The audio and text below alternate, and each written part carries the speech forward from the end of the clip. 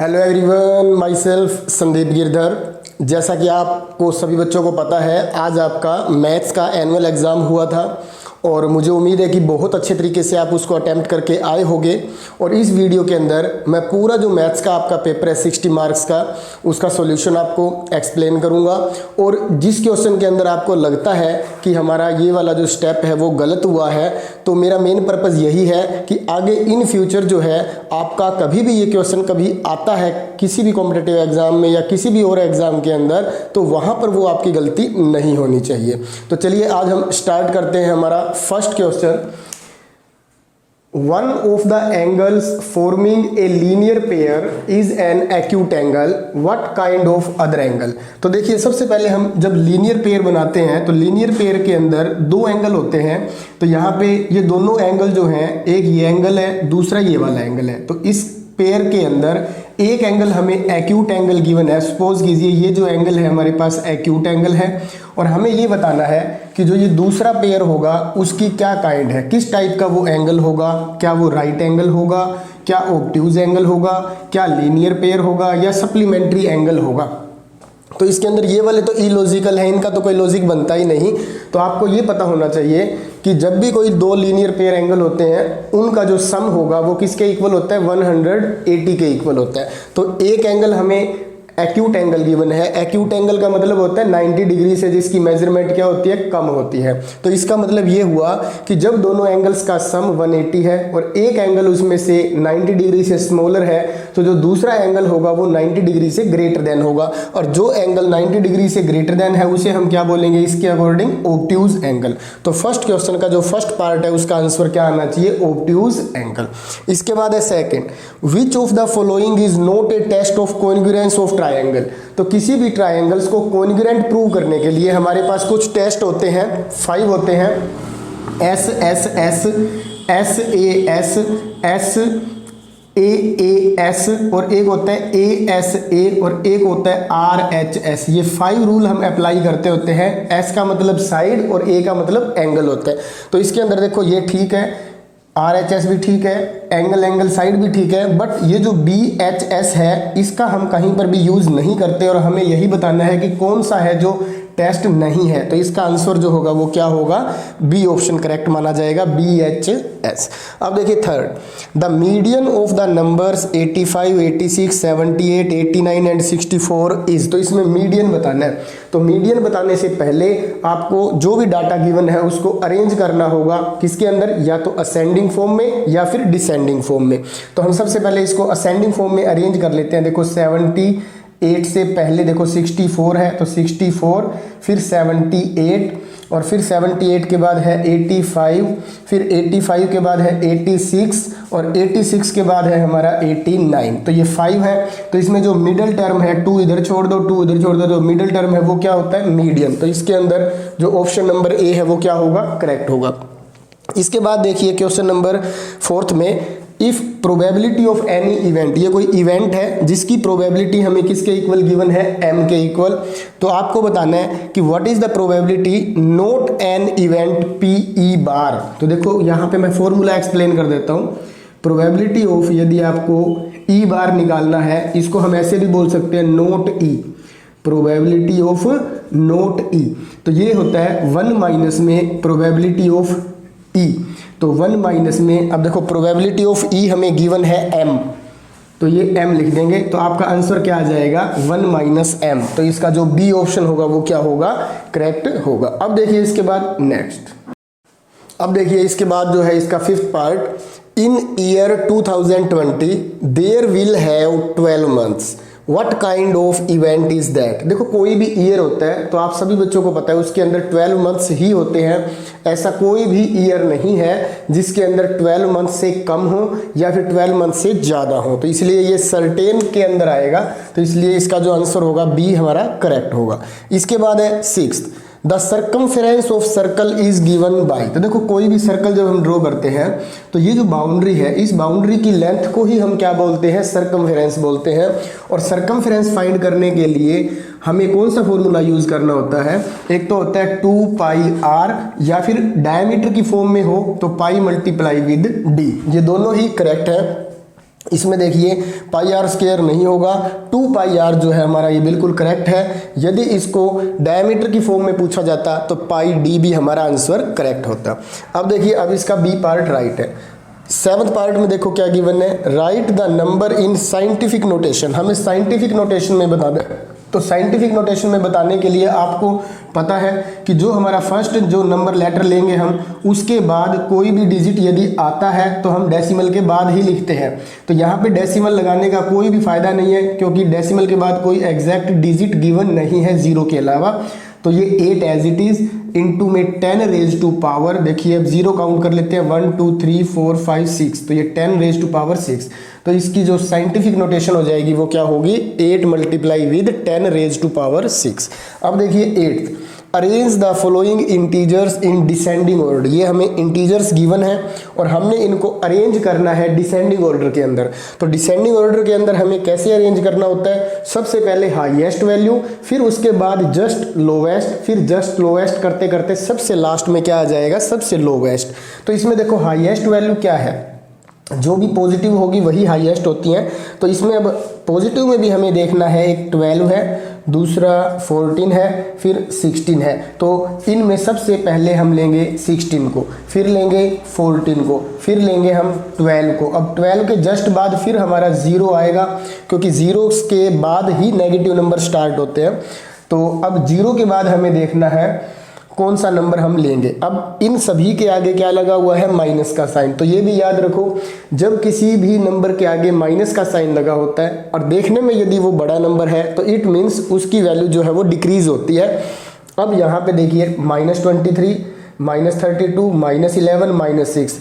तो -6 बड़ा है किससे, -11 से, और -11 किससे बड़ा होगा, -23 से, और -23 किससे बड़ा है, -32 से। तो इस तरह हमने इसको अरेंज करना है किसके अंदर, डिसेंडिंग ऑर्डर के अंदर। अब देखिए इसके बाद नेक्स्ट पार्ट। अब देखिए इसके बाद इसका 9th पार्ट है, find the value of 9.7 divided by 100। तो इसका आंसर निकालने के लिए देखो 2 मेथड है इसको करने के। एक तो आप डायरेक्ट कर सकते हो, 2 0 नीचे हैं तो 2 0 को हम इसके ऊपर डेसिमल में कैसे कन्वर्ट करते हैं, डेसिमल को हम लेफ्ट साइड में शिफ्ट कर देते हैं 2 प्लेस। तो देखिए 9 7, एक प्लेस 9 हो गया, दूसरा प्लेस 0, और ये तो ये आपका आंसर होगा 0.097। और दूसरा मेथड ये है कि आप पहले इस डेसिमल को रिमूव कर दो। तो डेसिमल को रिमूव करोगे तो एक 10 नीचे आ जाएगा, 10 की मल्टीप्लाई करेंगे 100 से 1000।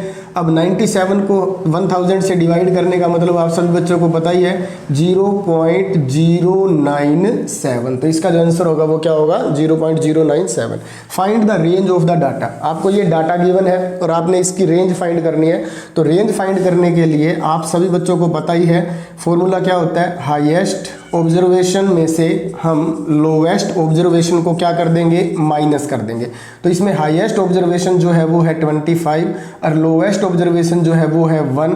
तो 25 में से 1 को माइनस कर देंगे तो क्या आ जाएगा, 24। तो 24 जो है ये इसकी क्या आ जाएगी, रेंज आ जाएगी।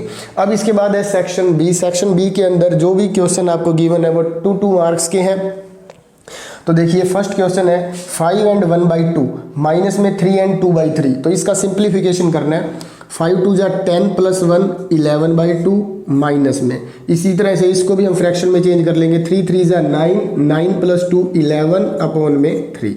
तो अब हमें क्या करना है, इनका एलसीएम लेना है। 2 और 3 का एलसीएम क्या आ जाएगा, 6 आएगा। 6 को हम किससे डिवाइड कर देंगे, 2 से, क्या आएगा, 3 आएगा। 3 की मल्टीप्लाई 11 से कर देंगे 33, और 6 को हम 3 से डिवाइड करेंगे तो क्या आएगा, हमारे पास 2 आ जाएगा, और 2 की 11 से मल्टीप्लाई करेंगे 22।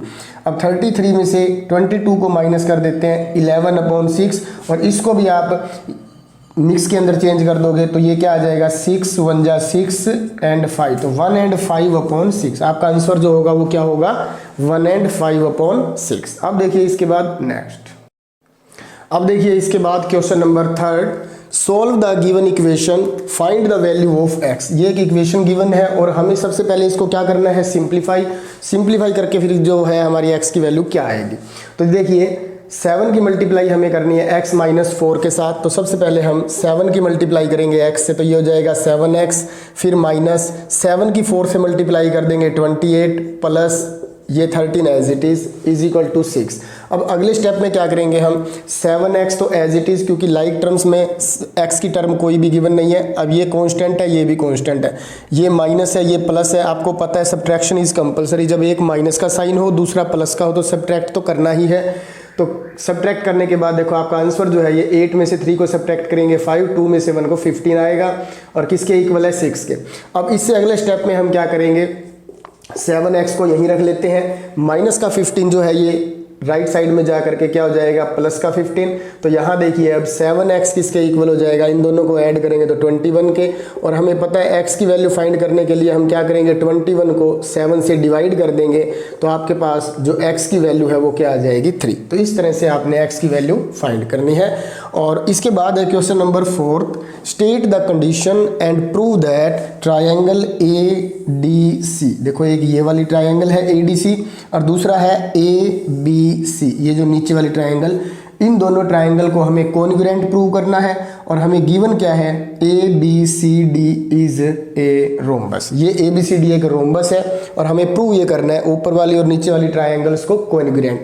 तो इसके लिए हम क्या करेंगे, देखिए जिन ट्रायंगल्स को हमें कॉन्ग्रुएंट प्रूव करना है उनको हम ऐसे लिख लेते हैं, in triangle ADC and triangle ABC। इस टाइप के क्वेश्चन में बेटा आपको एक बात बता देता हूँ, हो सकता है कोई बच्चा 1-2 पॉइंट इधर उधर लिख दिए हो, तो इसमें आपको टेंशन नहीं लेनी है कि हमने सर के जैसे नहीं किया तो कहीं हमारे नंबर कट जाएंगे या मिलेंगे नहीं, ऐसा कोई बात नहीं होती। हर टीचर का अपना अलग अलग मेथड होता है, जैसा आपको सिखाया गया है यदि आपने वैसा भी किया होगा तो भी आपके मार्क्स नहीं कटेंगे। अब देखो in triangle ADC and ABC number 1, 3 steps लेंगे हम। नंबर 1 है AD इक्वल है, इधर से देखो AB के। ये दोनों लाइन सेगमेंट क्यों इक्वल हैं, क्योंकि ये ABCD इज रोम्बस। या फिर कुछ बच्चे यहाँ गिवन भी लिख सकते हैं, अभी गिवन है कि ये दोनों इक्वल होंगे क्योंकि रोम्बस की चारों साइड क्या होती हैं, इक्वल होती हैं। ये यहाँ पे ये लिख सकते हो ABCD इज रोम्बस, या फिर ये भी लिख सकते हो side of rhombus are equal. जो साइड्स हैं ऑल साइड्स वो क्या होती हैं, इक्वल। इसी तरह से दूसरा हम ये ले लेते हैं यहाँ पर CD जो है वो किसके इक्वल है, BC के। ये भी दोनों इक्वल क्यों हैं, किसी ने बार नहीं लगाया तो भी कोई बात नहीं, इसमें भी हम यही कहेंगे साइड ऑफ रोम्बस क्या होती हैं, इक्वल। और थर्ड पॉइंट जो है हमारा वो है, यहाँ से देखो आप AC और इधर से भी AC, तो AC जो है वो दोनों क्या है, कॉमन है। तो इसका जो रीजन हमारा होगा वो क्या होगा, कॉमन होगा। तो बाई SSS कॉन्ग्रुएंसी क्राइटेरिया या congruency conditions, triangle ADC is congruent to triangle ABC। तो इस तरह से हमें इसको प्रूव करना है कि ये दोनों ट्रायंगल कॉन्ग्रुएंट है। और कौन सी कंडीशन हमने लगाई है, SSS लगाई है। अब देखिए इसके बाद नेक्स्ट क्वेश्चन। अब देखिए इसके बाद है क्वेश्चन नंबर 5 और 6, बहुत इंपॉर्टेंट क्वेश्चन है 5th।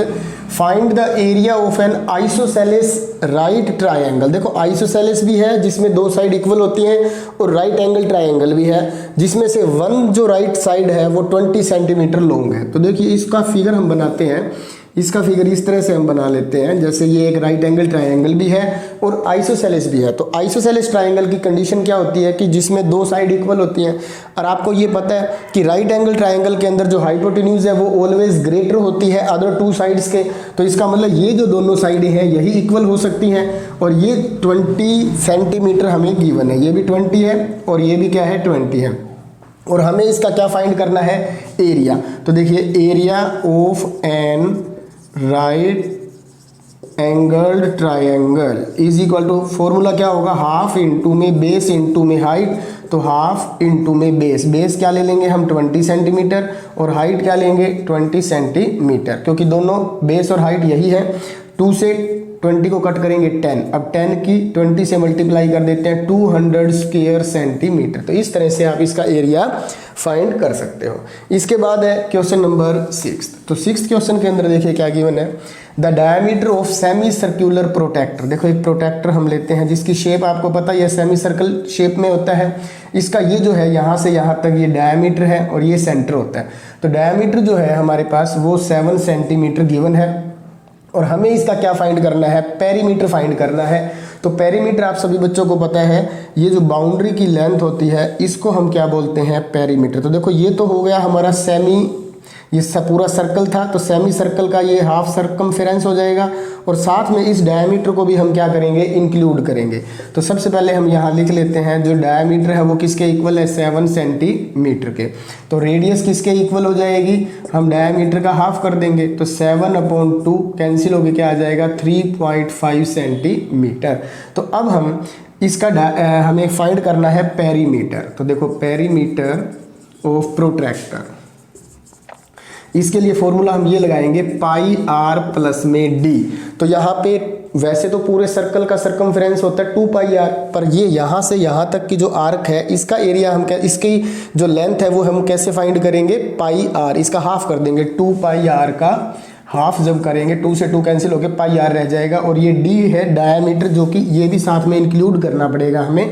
तो पाई के प्लेस पे हम ले लेते हैं 22/7, रेडियस हमारे पास 3.5 है और डायमीटर 7 है। तो 7 से इसको कट कर देंगे तो 0.5।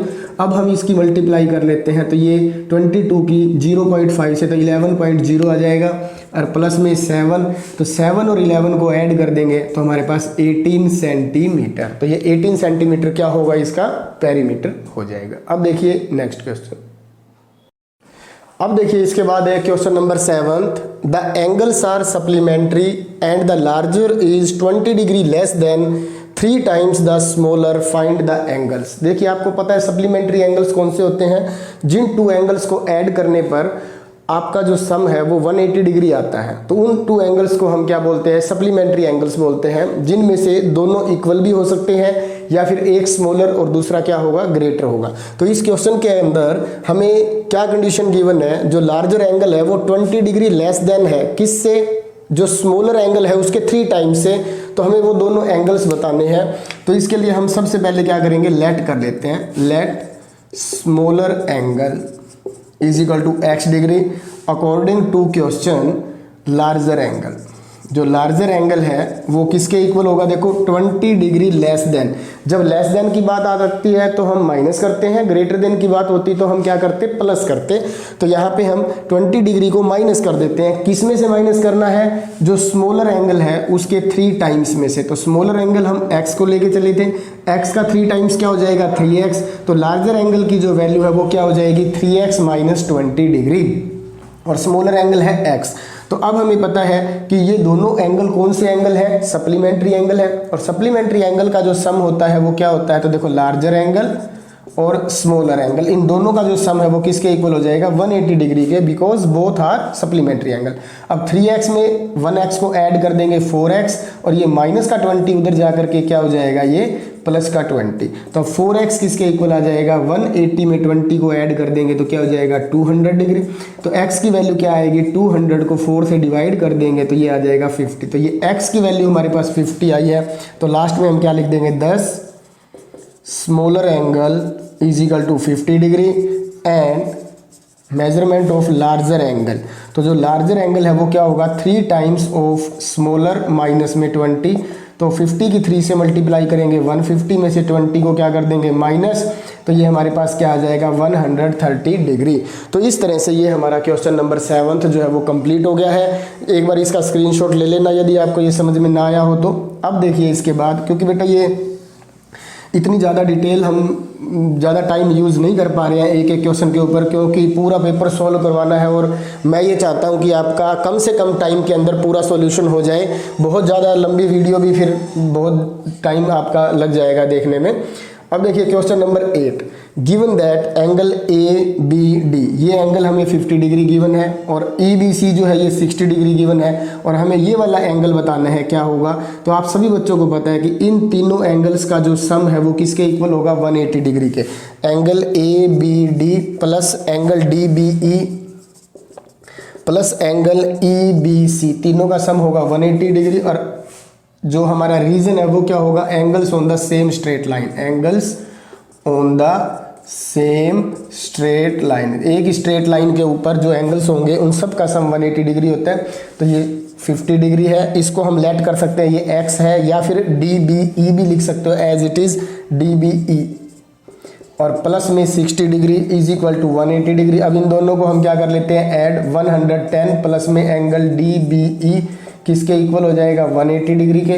तो एंगल डी बी ई की वैल्यू निकालने के लिए हम क्या करेंगे, 180 में से 110 को माइनस कर देंगे तो 70 डिग्री। तो इस तरह से ये जो आपका एंगल होगा वो क्या होगा, 70 डिग्री। अब देखिए नेक्स्ट क्वेश्चन। अब देखिए इसके बाद है question number 9th, if mean of 16, 14, x, 23 and 20 is 18, find the value of x। हमारे पास 5 ऑब्जर्वेशंस हैं और इनका जो मीन है वो हमें गिवन है 18। तो हमें बताना है x की जो वैल्यू है वो क्या होगी। कभी भी हम किन्हीं भी डाटा का मीन फाइंड करते हैं तो उसके लिए हमें क्या करना होता है, sum of all the observations divided by number of observations. उसके हम क्या बोलेंगे, अर्थमेटिक मीन भी बोल सकते हैं या मीन भी बोल सकते हैं।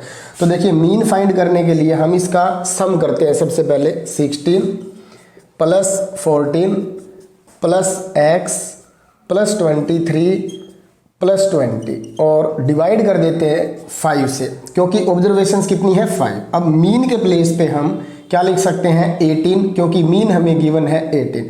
अब हम क्रॉस मल्टीप्लाई करेंगे, देखो 18 की किसके साथ क्रॉस मल्टीप्लाई हो जाएगी 5 के साथ। तो 18 multiply with 5 is equal to, इन चारों को हम क्या करेंगे ऐड, क्योंकि x अनलाइक टर्म है इसलिए इसको ऐड नहीं कर सकते, एज इट इज लिखना पड़ेगा x प्लस, और इन चारों को ऐड करेंगे तो ये तो इन दोनों का सम हो जाएगा 30 और इन दोनों का सम हो जाएगा 43 और फिर इन चारों का सम जो है वो हो जाएगा 73।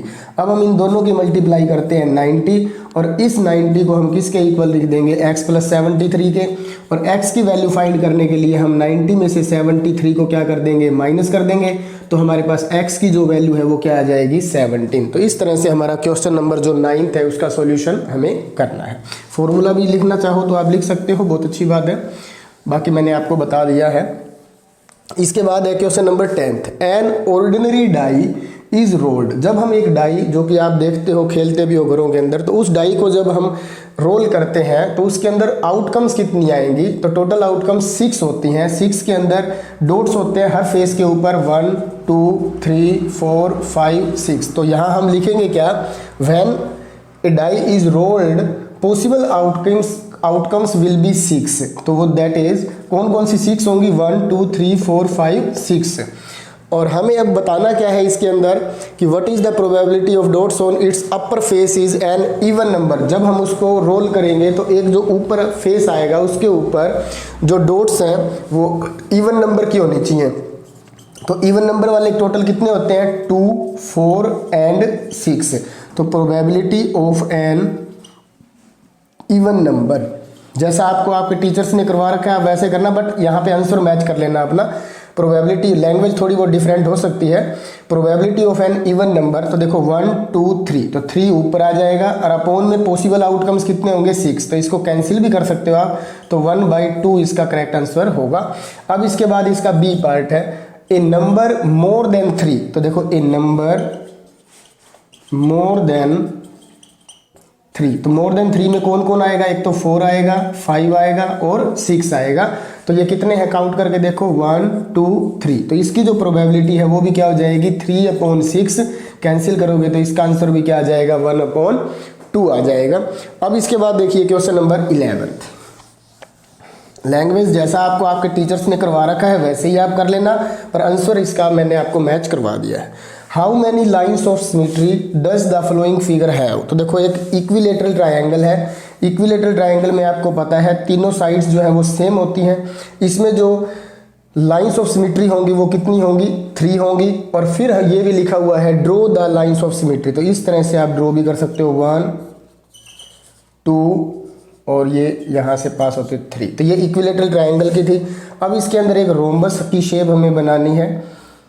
रोम्बस में आपको पता है चारों साइड जो है वो इक्वल होती हैं, तो इसके अंदर जो लाइंस ऑफ सिमेट्री होंगी वो 2 होंगी। और उनको यदि हम ड्रॉ करें तो कैसे करेंगे, इस तरह से, एक ये और दूसरा ये हो जाएगी। और ये हमारा क्वेश्चन नंबर 11 कंप्लीट हो गया है। इसके बाद देखिए नेक्स्ट क्वेश्चन। अब देखिए इसके बाद है क्वेश्चन नंबर 12 जो कि सेक्शन सी में है। और ये जितने भी क्वेश्चंस हैं आप 3 मार्क्स के होंगे। इसमें आपको एक कंस्ट्रक्शन करनी है राइट एंगल्ड ट्रायंगल ABC की, जिसमें राइट एंगल कहाँ पर होना चाहिए, बी पॉइंट पर, इन विच AC जो कि हाइपोटेन्यूज है वो 10 सेंटीमीटर है और AB की जो लेंथ है वो क्या है, 8 centimetre. Write down steps of construction. तो देखो बेटा, स्टेप्स ऑफ कंस्ट्रक्शन जो है वो मैं आपको यहाँ पे लिखूंगा तो बहुत ज़्यादा टाइम लग जाएगा, साथ साथ बोलता जाऊँगा, आप सुन लेना। तो देखिए सबसे पहले हम क्या करेंगे, draw a line segment AB is equal to 8 centimetre. और हमें देखो राइट एंगल कहाँ पे बनाना है, B पर। तो with B as a centre draw an angle 90 degree. तो यहाँ पे हम एक 90 डिग्री एंगल ड्रॉ करेंगे और आपको इसकी कंस्ट्रक्शन आती ही है। पहले 60 डिग्री, फिर 120 डिग्री को बनाएंगे, फिर 60 और 120 के ऊपर हम इसको बाइसेक्ट करेंगे। तो इस तरह से ये सारा काम जो है आपने अपने कंपास की हेल्प से करना है। ये जो एंगल हम बनाएंगे इसका नेम दे सकते हैं XBA। यदि आपने कुछ और दे रखा है तो भी कोई बात नहीं। तो ये हमारा 90 डिग्री एंगल बन जाएगा। AB 8 सेंटीमीटर लेंगे, B पर हमें ड्रॉ करना है 90 डिग्री एंगल, बिल्कुल आपका एग्जैक्ट होना चाहिए, पेंसिल की हेल्प से ही आपने करना है। अब हमें ये जो AC है यहाँ पे रखेंगे हम अपनी compass. With A as a centre draw an arc of radius 10 centimetre which cuts BX at C। जो BX को कहाँ पे कट करेगा, C पर। अगले स्टेप में आप क्या लिखोगे, जॉइन AC। A और C को हम क्या कर देंगे, ज्वाइन कर देंगे और इसकी जो वैल्यू है वो हम यहाँ पे मार्क कर देते हैं। तो AB 8 centimetre, AC 10 centimetre, B पर हमें 90 डिग्री एंगल ड्रॉ कर दिया है। तो ये जो हमारी कंस्ट्रक्शन हुई है ये एक राइट एंगल ट्रायंगल है जो कि ABC है और राइट एंगल कहाँ पर है, 90 डिग्री पर। तो यही आपने स्टेप्स ऑफ कंस्ट्रक्शन में लिखना है। अब देखिए इसके बाद नेक्स्ट क्वेश्चन। अब देखिए इसके बाद question number 13 most important question है ये। इन फिगर ट्रायंगल ABC, देखो आप ABC, ये जो आपको ट्रायंगल दिखाई दे रही है, इस ट्रायंगल और DCB ये वाली ट्रायंगल, ये दोनों ट्रायंगल जो है ये राइट एंगल ट्रायंगल है एट A एंड D। मतलब A और D के ऊपर 90 डिग्री एंगल बना हुआ है और AC और DB दोनों इक्वल है। देखो AC और इधर से DB, ये दोनों आपस में क्या है, इक्वल भी है। तो हमें ये प्रूव करना है ट्रायंगल ABC और दूसरा ट्रायंगल DCB, ये दोनों ही क्या है, कॉन्ग्रुएंट है एक दूसरे के साथ। तो इसको प्रूव करने के लिए देखो हम क्या करेंगे, सबसे पहले जो प्रूव करना है उन्हें ही हम ऐसे लिख लेते हैं। In triangle ABC and triangle DCB। तो नंबर 1 देखिए, ABC के अंदर ABC में एक एंगल A जो है वो 90 डिग्री हमें गिवन है। तो हम यहाँ पे लिख सकते हैं एंगल A इक्वल है। और DCB के अंदर देखो ये एंगल D, ये भी हमें 90 डिग्री गिवन है। यहाँ पे रीज़न क्या लिखेंगे, ईच 90 डिग्री। और सेकंड जो है वो देखिए, ये जो एंगल A के सामने साइड है BC और इधर से देखो यहाँ भी 90 डिग्री एंगल D है तो इसके सामने भी साइड है BC। तो ये BC और इधर से CB दोनों ही क्या है, सेम है, कॉमन है। तो यहाँ पे लिखेंगे हम BC और इधर लिख देंगे CB और ये हमारी कॉमन साइड आ जाएगी दोनों ट्रायंगल के बीच में। और थर्ड पॉइंट जो है वो ये है हमारे पास, देखो ABC ट्रायंगल के अंदर AC हमें इक्वल गिवन है। देखो DCB ट्रायंगल के अंदर DB के इक्वल, जो कि स्टेटमेंट में भी गिवन है। देखो AC जो है वो DB के इक्वल है। यहाँ पे हम रीज़न क्या लिख देंगे, गिवन। तो बाई RHS कॉन्ग्रुएंसी क्राइटेरिया या congruency condition triangle ABC is congruent to triangle DCB। और लास्ट में हम क्या लिख देंगे, हैंस प्रूव्ड। तो इस तरह से आपने ये क्वेश्चन नंबर 13 करना था। अब देखिए नेक्स्ट क्वेश्चन। अब देखिए इसके बाद है question number 14। In the given figure line A B and C D intersect at O, ये दोनों लाइंस एक दूसरे को ओ पर इंटरसेक्ट कर रही हैं और एंगल बी ओ सी जो है ये हमें 36 डिग्री के इक्वल गिवन है और हमें एक्स वाई और जेड तीनों की मेजरमेंट बतानी है। बहुत इजी है। इसके लिए देखो हम क्या लिखेंगे, A B is intersected by C D या A B and C D are intersected lines at O. तो आपको ये पता ही होगा कि एंगल बी ओ सी यदि 36 है तो एंगल ए ओ डी जो है वो किसके इक्वल होगा, एंगल बी ओ सी के। क्यों? क्योंकि वर्टिकली अपोजिट एंगल जो है वो ऑलवेज क्या होते हैं, इक्वल। तो इसलिए angle A O D X है और बी ओ सी क्या है, 36। तो हमारे पास एक्स की वैल्यू आ गई है 36 डिग्री और रीजन क्या लिखेंगे, vertically opposite angles are equal. अब ये देखिए आपके पास x की वैल्यू आ चुकी है 36। अब आप या तो y और 36 का सम या 36 और z का सम या 36 z का सम या इधर से y प्लस 36 के सम को 180 लिख सकते हो क्योंकि ये स्ट्रेट लाइन है।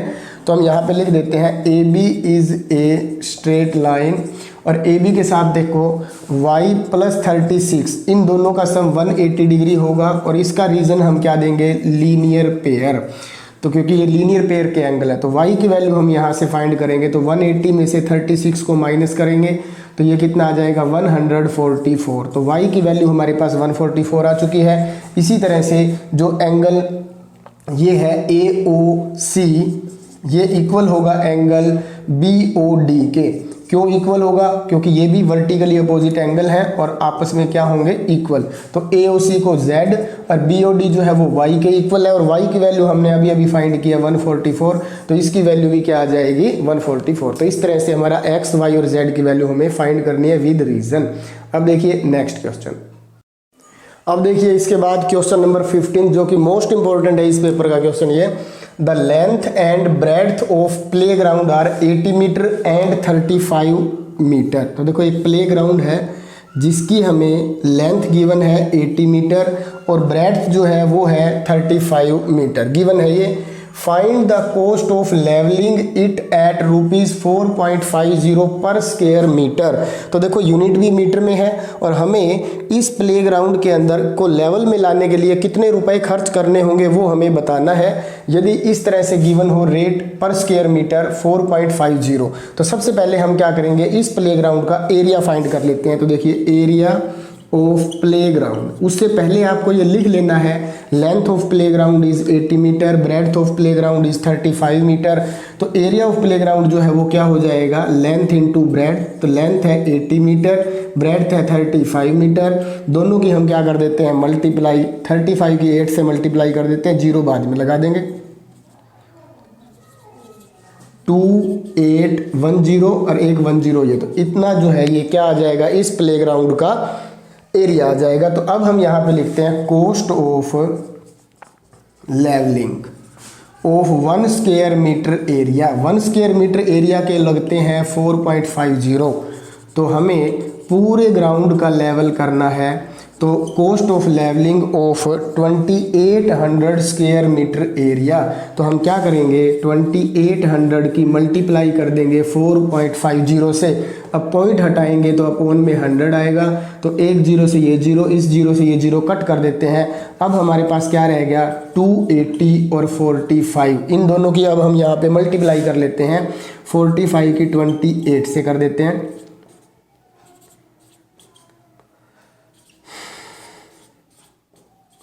1260 और साथ में एक 0 और। तो ये हमारी क्या आ जाएगी, टोटल कॉस्ट आ जाएगी उस प्लेग्राउंड को लेवल में लाने के लिए। इसको स्क्रीनशॉट ले लेना यदि आपको देखना हो तो। अदरवाइज अब इसका जो सेकंड पार्ट है वो मैं कर रहा हूँ यहाँ पर, इसको इरेज करके। सेकंड पार्ट के अंदर देखिए क्या गिवन है, यही प्लेग्राउंड है। How many will a boy take to go 3 times round the field. तो देखो इस फील्ड के 3 चक्कर लगाने हैं। तो आपको पता है पहले हम इसका पेरीमीटर फाइंड कर लेते हैं। देखो पेरीमीटर ऑफ प्लेग्राउंड, जो ये प्लेग्राउंड है इसका पेरीमीटर का फॉर्मूला क्या होता है, 2 इंटू लेंथ प्लस ब्रेड्थ। तो 2 into length is 80 metre and breadth is 35 metre. इनको हम ऐड कर लेते हैं। अब ये कितना आ जाएगा, 8 3 11 115 मीटर कि 2 से मल्टीप्लाई कर देंगे तो ये हो जाएगा 230 मीटर। तो एक चक्कर में कितना डिस्टेंस कवर करेगा वो बॉय 230। तो 3 राउंड में कितना करेगा, तो देखो इन 1 राउंड ही कवर्ड डिस्टेंस, कितना डिस्टेंस कवर करेगा 230 मीटर इन 3 राउंड्स। तो 3 राउंड्स में कितना कवर करेगा डिस्टेंस, तो 230 की हम 3 से मल्टीप्लाई कर देते हैं तो देखो कितना आएगा 690 मीटर। तो अब देखो if he walk at the rate of 1.5 metre per second, तो पर सेकेंड का मतलब 1 सेकेंड में इतना है, तो इतना कितने सेकंड में होगा या कितने मिनट में वो हम कन्वर्ट कर लेंगे। तो हम यहाँ स्टेटमेंट बनाते हैं इन 1 सेकेंड डिस्टेंस कवर्ड। उसने क्या डिस्टेंस कवर किया है 1.5 मीटर। और यहाँ पे देखो ये क्या है, मीटर के अंदर ही है। मैं यहाँ से अब एक बार स्टेटमेंट इरेज कर रहा हूँ जिससे कि थोड़ा सा आपको और अच्छे से समझ में आ जाएगा। देखो 1.5 मीटर डिस्टेंस जो है इसको कवर करने में कवर्ड इन 1 सेकेंड, 1 सेकेंड लगा है। तो 1 मीटर डिस्टेंस कवर करने में उसको कितना लगेगा 1 अपॉन में 1.5। और टोटल हमारे पास कितना डिस्टेंस आया है 690 मीटर डिस्टेंस कवर्ड इन। तो हम क्या करेंगे 1 अपॉन 1.5 की मल्टीप्लाई कर देंगे 690 से। अब ये वाला जो पॉइंट है ये हटा करके ये जो 10 है ऊपर चला जाएगा। अब हम इसको कट करते हैं 5 की टेबल पे, तो 5 3 जा और इसको कट कर देते हैं 5 2 जा। अब 3 की टेबल पे इसको कट कर देते हैं 3 2 जा 6, 3 3 जा 9 और ये 0। अब 230 की 2 से मल्टीप्लाई कर देते हैं तो 460 सेकेंड्स आ गया। और सेकंड को यदि आपने मिनट में चेंज करना है तो 460 को आप 60 से डिवाइड कर दो, 0 से 0 कट हो जाएगी। और फिर यहाँ से देखो 23 अपॉन में 3, 23 को 3 से डिवाइड कर देंगे तो ये कितना आ जाएगा 7 3 जा 21। तो 7 आवर्स तो कंप्लीट हो जाएंगे और साथ में क्या रह जाएगा 2 अपॉन 3। और फिर यहाँ ये हमारे पास मिनट आए हैं, 7 मिनट कंप्लीट हो गए और 2 अपॉन 3 सेकेंड्स। तो इसको भी यदि हमें उसके अंदर चेंज करना हो तो 7 मीटर इंटू में 2 अपॉन 3 मल्टीप्लाई 60 कर देते हैं तो ये कट होके हमारे पास देखो 3 से इसको कट कर देंगे 40 सेकेंड्स आ जाएगा। तो 7 मीटर 40 सेकेंड जो है ये इसका आंसर आ जाएगा। इस तरह से ये आपको क्वेश्चन कंप्लीट करना था। इसके बाद देखिए नेक्स्ट क्वेश्चन। अब देखिए इसके बाद है क्वेश्चन नंबर 16।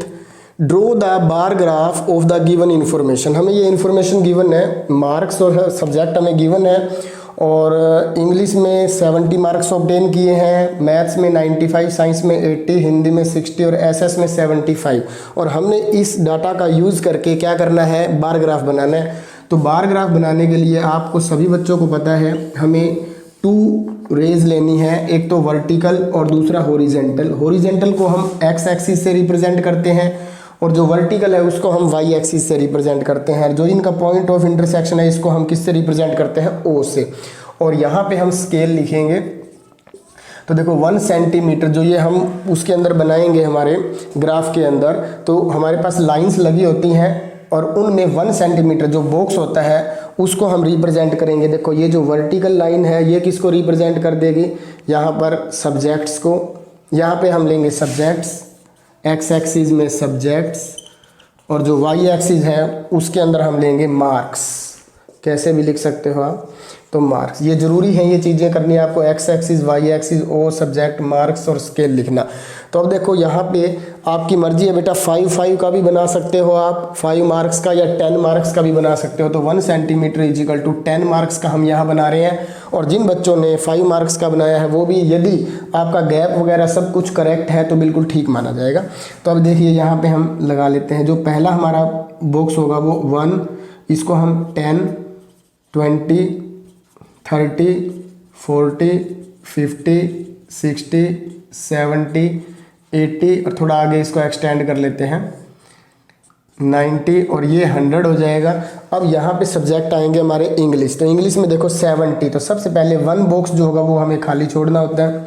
यहाँ पे ये सभी आपको ग्राफ के अंदर बने बनाए मिलते हैं। तो अब ये देखो पहला जो है 70 तक हमें स्केल का हेल्प ज़रूर ले लेना आप, इसमें ऐसे ही मत बनाना क्योंकि मेरे पास तो फैसिलिटी नहीं है ये स्केल वाली। तो यहाँ पे जो ये बार बनेगा ये हमारा 70 होगा और इसके अंदर आप सब्जेक्ट अंदर भी लिख सकते हो इसके, या फिर आपने बाहर लिखना है तो बाहर भी लिख सकते हो। 70 के बाद है मैथ्स का 95, फिर आपको एक स्पेस खाली छोड़ना है और फिर 95 तक लेके जाना है। तो 95 जो है वो कहाँ मिलेगा आपको, 90 और 100 के बिल्कुल सेंटर में। तो इस तरह से यहाँ तक हम लेकर के आएंगे इसको। तो ये जो हमारा बनेगा ये बनेगा मैथ्स का। फिर इसके बाद 80 है साइंस का। तो साइंस के लिए आपको इस तरह से स्केल का ज़रूर आपने यूज़ करना है और पेंसिल का। हिंदी का है यहाँ 80 लिख लो, यहाँ 95 लिख लो। हिंदी का है 60, तो ये 60 इसके सामने है। तो ये हमारा एक बार ग्राफ है जो कि आपका बिल्कुल नीट एंड क्लीन होना चाहिए। और एसएस का जो है वो 75 है और 75 हमें मिलेगा 70 और 80 के बिल्कुल बीच में, ठीक है। तो यहाँ पे ये जो हमारा बार बन जाएगा ये 75 ये एसएस का बनेगा। 60 जो था वो था हिंदी का और हिंदी से पहले जो था वो हमारा था साइंस का।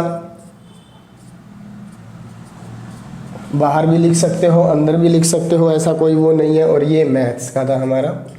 इस तरह से ये आपका बार ग्राफ बन के तैयार हो गया है। अब इसके बाद देखिए नेक्स्ट क्वेश्चन। अब देखिए इसके बाद है question number 17, answer the following questions. ये क्वेश्चंस हैं और हमें इनके आंसर देने हैं सॉल्व करके। Find the value of 60% of 1 year. तो आप ये देखो 1 ईयर जो है, 1 ईयर को हम दो तरह से लिख सकते हैं। एक तो इसके अंदर 12 मंथ्स लिख सकते हैं, दूसरा 365 डेज भी लिख सकते हैं। तो 60% ऑफ यहाँ पे हम 12 मंथ्स एक बार लेके चलते हैं। तो देखो क्या बनेगा, 60 अपॉन में 100 मल्टीप्लाई विद 12। तो इन दोनों की हम मल्टीप्लाई कर देंगे और फिर इसको हम उसके अंदर लिखेंगे जब, तो हमारा एग्जैक्ट आंसर नहीं आएगा। और 365 लेके चलते हैं तो देखो क्या बनता है, 60 अपॉन 100 मल्टीप्लाई विद 365। 0 से 0 कट कर देंगे और 2 से जब इसको कट करेंगे 3 और 2 से इसको कट करेंगे 5 आ जाएगा। 5 से इसको हम कट कर देंगे 7 5 जा 35, 5 3 जा 15।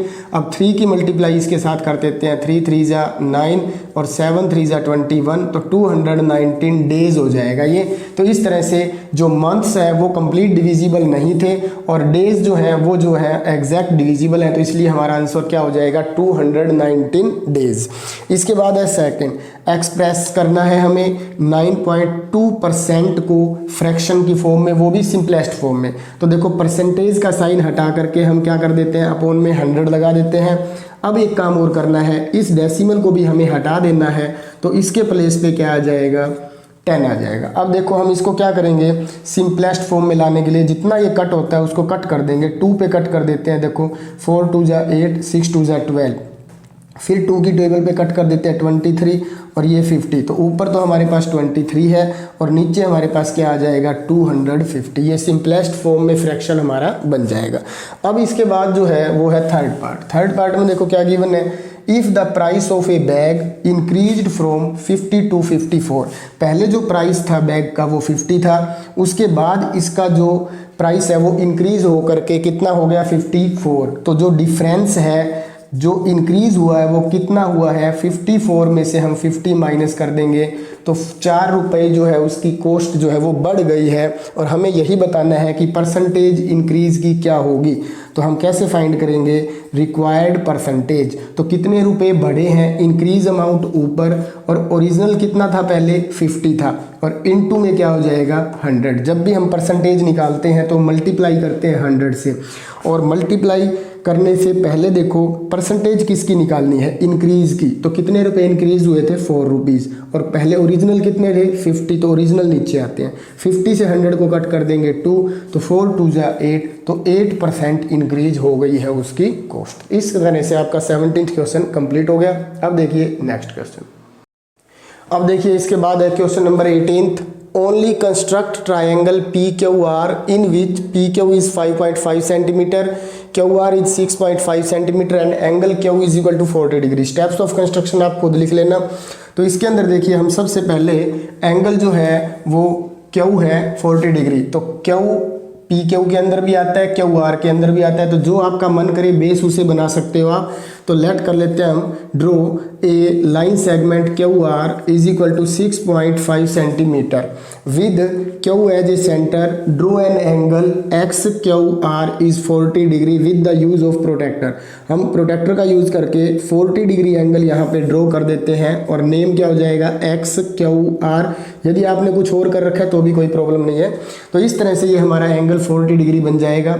अब हमें क्या करना है, with Q as a centre draw an arc of radius 5.5 centimetre which cuts Q X at P. जो क्यू एक्स को कहाँ पे कट करेगा, पी पर, और इसके आगे इसका डिस्टेंस लिख देंगे 5.5 सेंटीमीटर। अगले स्टेप में क्या लिखोगे, ज्वाइन पी आर, पी और आर को हम ज्वाइन कर देंगे और उससे नेक्स्ट स्टेप में हम लिख देंगे we obtained required triangle P Q R. तो इस तरह से आपको इसकी कंस्ट्रक्शन करनी है। अब देखिए नेक्स्ट क्वेश्चन। अब देखिए इसके बाद है question number 19, verify Euler's formula in triangular prism by writing faces vertices and edges. तो सबसे पहले देखो एक ट्रायंगुलर प्रिज्म हम बनाते हैं। तो देखो ट्रायंगुलर प्रिज्म के अंदर क्या होता है, जो ऊपर का आपका टॉप और जो नीचे का बेस होगा वो ट्रायंगुलर शेप में होगा, और जो साइड में हमारे पास इनको ज्वाइन करने के लिए हम लगाएंगे वो सभी क्या होंगी, रेक्टेंगल्स होती हैं। तो देखो ये एक रेक्टेंगल है, इसी तरह से ये दूसरी रेक्टेंगल है, और ये पीछे की तरफ होगी वो तीसरी रेक्टेंगल है, और ये हमारे ऊपर का टॉप है जो कि ये देखो इस तरह से हमें दिखाई देगा, और ये नीचे का बेस होगा। ठीक है, तो इनको ज्वाइन करने से हमारा क्या बन जाएगा, एक ट्रायंगुलर प्रिज्म बन जाएगा। और ट्रायंगुलर प्रिज्म में हमें बताना है नंबर ऑफ फेसिस, वर्टिसेस और एजेस कितने होंगे, और फिर यूलर फॉर्मूला जो है हमारा f plus V minus E is equal to 2 होता है, उसको हमें वेरीफाई करके दिखाना है। तो फेस की बात करें तो देखो एक ऊपर ट्रायंगल, एक नीचे ट्रायंगल, और साइड में 3 रेक्टेंगल्स हैं, तो ये टोटल 5 फेसिस हो जाएंगे। वर्टिसेस देखिए 1 2 3 और 3 नीचे हो जाएंगी, तो 3 प्लस 3 कितना हो गया 6। एजेस देखो 3 ऊपर 3 नीचे और 3 साइड में होंगे इसको ज्वाइन करने के लिए, तो 3 प्लस 3 कितना हो जाएगा 9। तो ये हमारे फेसिस, वर्टिसेस, एजेस हो गए हैं। अब हम यूलर फॉर्मूला के अंदर इसको रखते हैं। देखो फेस के प्लेस पे 5, वर्टिसेस के प्लेस पे 6 और माइनस में एजेस के प्लेस पे 9। तो आपकी जो राइट साइड है वो 2 आनी चाहिए। तो देखो लेफ्ट साइड का सोल्व करके देखते हैं। 6 प्लस 5 11 माइनस 9, 11 में से 9 को माइनस करेंगे 2, जो कि इक्वल है राइट हैंड साइड के। तो 10 left hand side is equal to right hand side, hence verified. तो ये हमारा जो यूलर फॉर्मूला है ये वेरीफाइड हो जाता है। इसके बाद है हमारा second, name A solid which has 6 faces. एक ऐसे सॉलिड का नेम बताइए जिसके अंदर 6 फेसिस होते हैं। तो इसके लिए आप क्यूबॉइड भी लिख सकते हो, क्यूब भी आप आंसर देना चाहो तो उसका दे सकते हो। और इसके बाद देखिए थर्ड है, विच cross section would you get when you give a horizontal cut off jokers cap. जैसे जोकर की जो कैप है वो आप सभी बच्चों को पता है एक कोनिकल शेप में होती है, और जब हम इसको हॉरिजेंटली कट कर देंगे तो हॉरिजेंटली कट करने के बाद जो इसकी क्रॉस सेक्शन बनेगा ऊपर वो इस टाइप का एक सर्कल बनेगा। तो ये जो हॉरिजेंटल कट करेंगे तो उसकी जो शेप बनेगी वो कैसी बनेगी, सर्कल शेप में बन जाएगी। अब देखिए इसके बाद नेक्स्ट क्वेश्चन। अब देखिए इसके बाद question number 20, a wire is in the form of semi circle. देखो एक वायर है जिसकी शेप जो है वो एक सेमी सर्कल की फॉर्म में है, और जिसकी रेडियस जो है वो हमें गिवन है 7 सेंटीमीटर। तो आपको लेंथ निकालनी है, इस वायर की लेंथ क्या हो जाएगी। तो ऐसा क्वेश्चन हमने पहले भी किया था। तो देखो लेंथ ऑफ वायर का फॉर्मूला हम क्या यूज़ करेंगे, पाई आर। तो देखो यहाँ से यहाँ तक का डिस्टेंस हो जाएगा, और प्लस में ये पूरा जो है ये भी वायर से ही बना है, तो ये डायमीटर हम इसके अंदर क्या कर देंगे, ऐड। तो हम यहाँ पे क्या लिख लेते हैं, पहले रेडियस ऑफ सेमी सर्कल। जो सेमी सर्कल की रेडियस है वो हमें गिवन है 7 सेंटीमीटर। तो लेंथ ऑफ वायर फाइंड करने के लिए हमने फॉर्मूला यूज़ करना है पाई आर प्लस डी। तो पाई के प्लेस पे 22/7 इंटू में रेडियस 7 है, और प्लस डायमीटर कैसे फाइंड किया जाता है आपको पता ही है, diameter is double of radius, radius 7 है। तो 7 से ये 7 कैंसिल हो जाएगा, ये क्या आ गया 22 प्लस 7 के 2 से मल्टीप्लाई कर देंगे 14, 14 में 22 को ऐड कर देंगे तो 36, और यूनिट क्या है सेंटीमीटर। तो ये लेंथ आ जाएगी किसकी, वायर की। इसके बाद देखिए नेक्स्ट क्वेश्चन।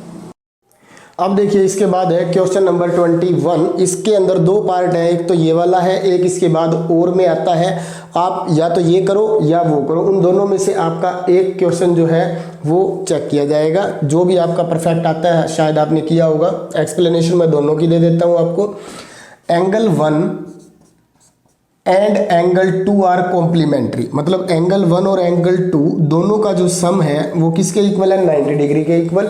आप सभी बच्चों को पता भी है किसी भी 2 एंगल्स का सम यदि 90 डिग्री है तो उसे हम कहेंगे कॉम्प्लीमेंट्री एंगल्स, और जिन 2 एंगल्स का सम 180 डिग्री है तो उन्हें हम क्या कहेंगे? Supplementary angles. तो जैसा आपके टीचर्स ने आपको करवाया है आप वैसे करके आओ जरूर, पर आंसर यहाँ पे मैच कर लो। एंगल 1 और एंगल 2 दोनों का सम हमें 90 डिग्री लिखना है क्योंकि ये दोनों एंगल कॉम्प्लीमेंट्री हैं। अगली लाइन में लिखा हुआ है angle 2 and angle 3 are supplementary, मतलब एंगल 2 का और एंगल 3 का जो सम है वो हमें क्या रखना है? 180 डिग्री लिखना है। तो अब एंगल 1 जो है वो हमें गिवन है 45 डिग्री, तो यहाँ पे एंगल 1 के प्लेस पे हम 45 डिग्री क्या कर देते हैं? पुट कर देते हैं। तो ये देखिए यहाँ पर ये क्या हो जाएगा? 45 degree plus angle 2 is equal to 90 degree. तो एंगल 2 की वैल्यू फाइंड करने के लिए आप 90 में से 45 डिग्री को माइनस कर दोगे तो एंगल 2 की वैल्यू क्या आ जाएगी? 45 डिग्री। तो एक एंगल 2 तो हमारे पास 45 डिग्री आ चुका है। अब इसके बाद एंगल 2 की वैल्यू हम यहाँ पुट कर देते हैं, put angle 2 is equal to 45 degree. तो एंगल 2 के प्लेस पे 45 डिग्री और एंगल 3 का सम किसके इक्वल है? 180 के। तो एंगल 3 की वैल्यू फाइंड करने के लिए हम क्या करेंगे? 180 में से 45 डिग्री को क्या कर देंगे? माइनस। 10 में से 5 को माइनस करेंगे 5, फिर यहाँ पे 7 में से करेंगे 3 और 1, तो 135 डिग्री। तो इस तरह से हमारा एंगल 2 45 डिग्री आ जाएगा और एंगल 3 जो है वो 135 डिग्री होगा। अब देखिए इसके बाद नेक्स्ट क्वेश्चन।